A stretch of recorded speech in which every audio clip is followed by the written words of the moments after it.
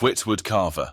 Dirac's Dilemma, the quantum quandary of a reluctant genius. Good evening, folks. You know, life is full of absurdities and contradictions.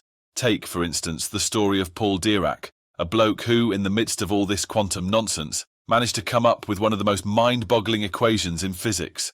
Now I know what you're thinking. Whittward, physics? Really? I thought we were here to laugh.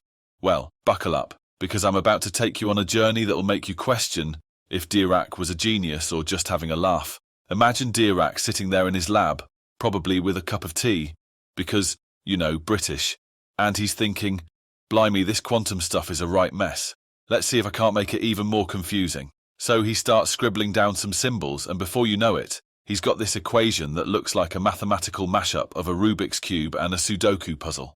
Now, the Dirac equation, as it's known, is supposed to describe the behavior of electrons and other subatomic particles. But let me tell you, it's more complicated than trying to figure out the plot of a Guy Ritchie movie. You've got these gamma matrices, which are like the mysterious characters in a heist film. You don't know what they're up to, but you know they're important. And then there's this thing called spin, which is like trying to understand why your partner insists on watching reality TV. It just doesn't make sense. But here's the twist. Dirac's equation not only describes electrons, but it also predicts the existence of their antiparticles. Yeah, you heard me right. Antiparticles.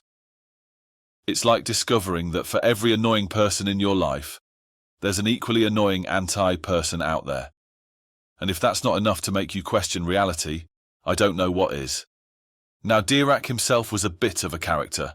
He was known for being a man of few words, probably because he was too busy thinking about all this quantum crap. But imagine if he had been a bit more chatty. He might have said something like, "Listen, folks, I know this equation looks like a bunch of bollocks, but trust me, it's the dog's bollocks. And that, ladies and gentlemen, is the absurdity of life. 1 minute you're trying to make sense of the universe, and the next, you're coming up with equations that predict things you never even knew existed. It's like trying to order a pizza and ending up with a quantum pizza that's both here and not here at the same time. So the next time you're feeling a bit knackered, trying to make sense of life's complexities, just remember Dirac's dilemma. Sometimes the universe is just having a laugh, and all we can do is sit back, have a cup of tea, and enjoy the show.